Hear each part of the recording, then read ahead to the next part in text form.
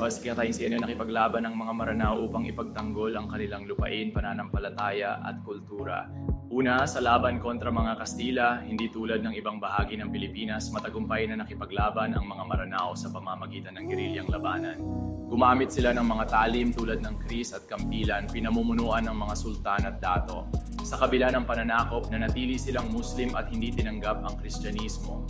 Pangalawa, sa laban kontra mga Amerikano noong early 1900s, muling nagpakita ng katatagan ang mga Maranao sa Battle of Bayang noong 1902. Naglunsad sila ng armadong depensa sa kanilang teritoryo at ang labanang ito ay tumagal dahil sa kanilang matibay na estratehiya sa kabundukan.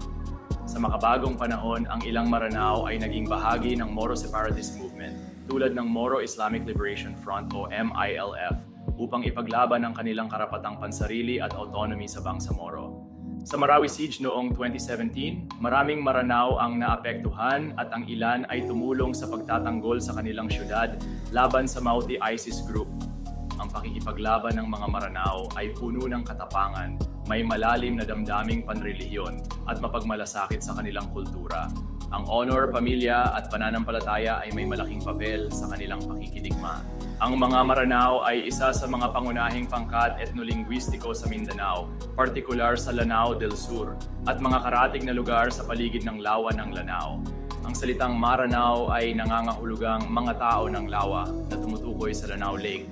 Karamihan sa kanila ay Muslim at bahagi ng mas malaking grupong Moro. Kilala sila sa mayamang kultura kabilang ang Okir, Torogan at epikong Darangen na kinikilalang UNESCO Intangible Cultural Heritage.